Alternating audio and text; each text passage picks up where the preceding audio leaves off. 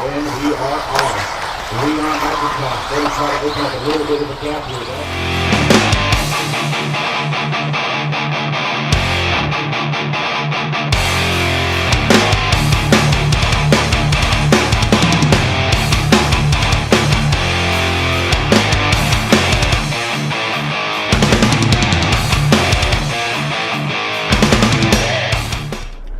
What's up, YouTube? Welcome back to the channel. As always, thanks for stopping by. Today we're going to head to Coral Springs, do a little off-road racing, hang out with some friends that I haven't seen in a while, so that should be a good time. Also, I don't know if you could see or not, but I have my wheels and tires with me, so I might get those mounted up today. I might do a little paint work on them. So I'm going to head over also to Wheel Omni and see what they're up to, see what their suggestions are, and then take it from there. So hopefully I can get you guys some good footage, and we'll be at the track shortly. Thanks a lot, guys.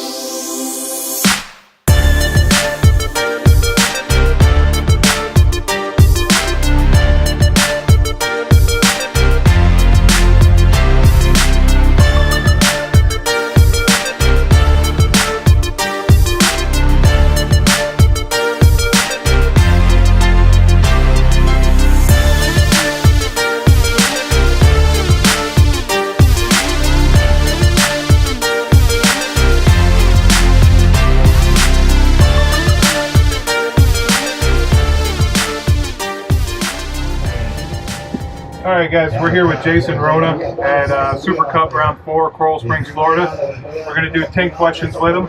We're going to start off with, Jason, how old are you? I'm 40 years old. 40 years old. Yep. Me and you both 42. How long have you been racing? I started at the end of 1990, and 91 was my first year racing, so whatever that adds up to be. Yeah, long time basically. Yeah, we're not quite at not quite there to 30 years yet, but we're pretty close. Yeah, you're pushing it. How'd you get into RC? How'd you discover it? As a kid, I always liked RC cars, whether it was the ones you bought at the time was like Toys R Us, Radio Shack. I had RC cars, and then I kind of stumbled on more hobby grade vehicles from Tamiya, like the Midnight Pumpkin, the Lunchbox, the Clodbuster, and then from there we kind of transitioned to where I found out you could race. I got race cars, and then when I hit the racing side of it, with the first was a JRXT, then the RC10, and I think that's kind of where it kind of took over. It became kind of everything for me that I did on a regular basis. Okay, I got you. And who are your sponsors currently? Of course, J Concepts. We got Team Associated, who I've raced for many years. We got Reedy, we got MIP, we got LRP. We got Stick It One Graphics, the Radio Impound podcast that we do. Then we got Dark Side Designs, and there's just everyone out there that helps. Yeah, of course, man. That sounds good. I mean, obviously you've been doing it, pushing 30 years. At this point, outside, I mean, obviously business life, RC, or do you have any goals that you still want to meet? I mean, you've achieved a lot. Yeah, I mean, I think I'd like to be able to race, and I guess my goal at this point is to be able to race at a level where I feel I can still drive and test the products and improve the performance of the products, and still be able to do it with my driving. And the results come and go. There's times where I race really well still in this area. There's times when it doesn't go so well, but we're in a whole nother era of racing, and I think at this point, sometimes you think you're pretty fortunate to still be doing it and being able to be very competitive, and I guess I'm pretty pleased with that. Of course, you still always want to win locally, but it doesn't always happen. Right. Yeah. No, I get that. What's your biggest race win over the years?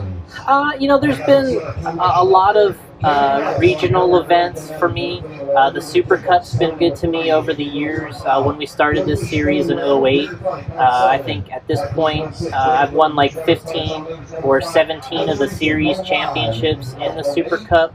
And what's kind of strange is that's almost after my pro racing career. So the Super Cup we started almost after I was a pro level racer, but as far as race wins, the regionals in Florida, I've had several large other events, West Coast, some good stuff up at RC Excitement in Massachusetts, and it's hard to say what your #1 win is for me, but I think for me, I think the best thing has been my I guess crowning achievement is I made the A main at the Worlds 3 times in the 2-wheel drive class. So a lot of people say that this is the hardest class to make the main in at the Worlds, and so I'd say that's my biggest racing accomplishment on a world level. So. All right, man. What about, what's your favorite class? I think I know the answer, but tell everybody else. Yeah, a 2-wheel mod I think is my favorite class. Over the years when I started, with it, I thought mod truck was probably my favorite back in the 90s. But over the years, you kind of fall in love with buggy. 4-wheel drive has been really good to us over the years with our cars and that type of thing. So it's been a good time. Right, I got you. Over the years, who's been, if you have a rival or your toughest competition, somebody at every race, no matter where you go, he's just there, and maybe that's your goal to beat him, or just your toughest milestone as far as another driver goes? Yeah, I mean, I think in this area over a period of years, I'd say JR Mitch has probably been the guy that I've raced with the most competitively, I guess, side by side. I mean, if you look at all the guys now, there was a time where it was really a rivalry, but now it's much more friendship-based and product-based, and we race very hard together out there, but I still think that it's kind of rare, but everyone is good at getting along off the track and on a business side, so it's hard to balance all that. But I'd say JR has, I think in all honesty, he's probably the best racer maybe that's come from this area, but I'd say between him, me, Paul, Wynn, I don't really count Billy Easton because he lives here, but he's not from here, but he's obviously top-notch. But I'd say the 3 of us over the period of the years are probably some of the best guys from this area. Right. You have any other hobbies outside of RC?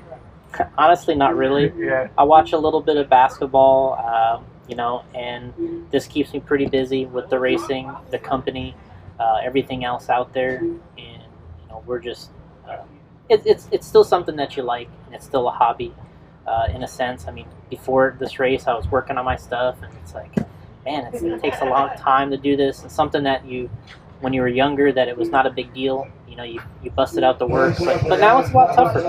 Right, of course. You're not a Magic fan, are you? Yeah. Okay, so basically you watch amateur basketball. Exactly. All right, I got you. Yeah. And what is there anybody you'd like to thank? I mean, there's so many people out there to thank, really. I mean, first of all, we thank everybody at J Concepts. We thank our drivers, my parents, my wife, Allison. That's kind of the immediate crew. You know, we thank, you know, everyone when I started in terms of, you know, Team Associated and Reedy, you know, the old guys, Mike Reedy, Gene Husting, Cliff Lett, Roger Curtis, and Curtis Husting. You know, now we got Brent Telke as top associated, and but yeah, we got to thank all those guys over the period of years. Yeah, of course, the pioneers. Yeah, and those guys are very instrumental for me, and I'm still racing the product today and still working well. So yeah, man, sounds good. Well, I appreciate the time, and good luck out there in the main. Thanks. We'll try. Thanks.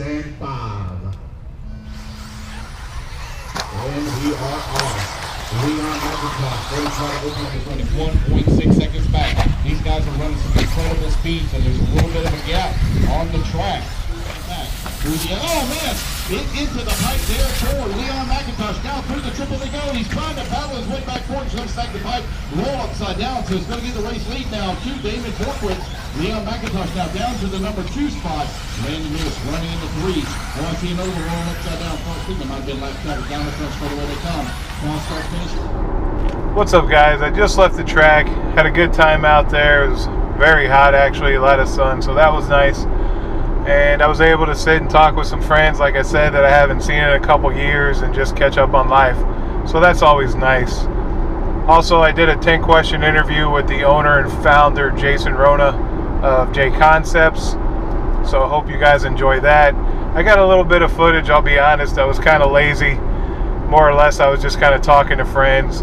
And had a pretty good conversation with Paul Wynn about the state of RC racing in Florida. Mainly touring car, obviously. Off-road is doing very well. As a matter of fact, all you guys that question, you know, what's going on with touring car racing in Florida, I would highly suggest just to go out and watch one of these J Concepts events and just see the support they give and the attendance and everything. That being said, this was the lowest attendance of the entire season, a 4-race season. They had 110 entries. Now granted, a lot of these guys run 2 and 3 classes. There were still probably 70, 80, maybe 100 people out there, you know, running multiple classes, like I said. But the competition's high. They all get along very well as a group, which is something I don't see a lot in touring car racing, or have seen a lot over the years that I've done it. You know, obviously these guys all have their little cliques and stuff like that, but all in all, it just seems like a little bit more friendly of a you know, of a race atmosphere. So I'm sure that has a lot to do with it. He's got a lot of good classes as far as handout tires go and things like that for a beginner or no chassis sponsor, you know, type racer. I'm not sure what he calls that, but again, I would highly suggest you guys look into it and just see what he does and see what J Concepts as a company bring to the table. I've had numerous conversations with plenty of people that are basically manufacturers, and if you don't support the races, if you don't go, when I was a kid, there were plenty of, you know, quote-unquote manufacturers. Maybe it'd be like a small company, like there was Redline Motorsports, which was Jerry Wynn, Paul's dad, but he was always there. Motors, battery, support, everything, anything you needed. It didn't matter if you were on the team or not.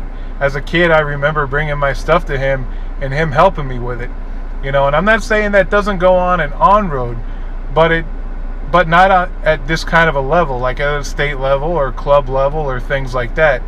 It's just a little different, you know. It's a little bit more intense, I would say, than the off-road side of it. And again, guys, if you think that money has any bearing on people going to race a touring car, you guys are out of your minds. These guys are running 3 classes, 4-wheel, 2-wheel truck, or whatever it is. That's 3 servos, 3 speedos, 3 receivers, 1 radio, multiple batteries and motors for all of them, a couple chargers, power supply, and literally trailers full of tires, different compounds and tread patterns and stuff like that, because you don't know what you're going to get into. That being said, this weekend also, they were running 1-run tires. So we basically run the same set of tires for the whole weekend, or maybe 2 sets or whatever it is, and you can be very competitive with those 2 sets. If you were to run these tires a second run, you're running on slicks. You got no traction. So trust me, you guys need to drop the money thing. Again, I don't want to get too involved in how I feel about it. Again, I want to make another video for that. But that's just a little bit of my insight just from one day of off-road racing. And it's been like that for a long time. There's no denying that. So again, guys, like I said, it was a long day. Can't wait to go home, hang out with the family, get cleaned up, get some dinner. So if you like this video, please share it with your friends, like and subscribe to my channel, and as always, guys, I'll bring you some more content in the upcoming videos. Thanks for stopping by, guys.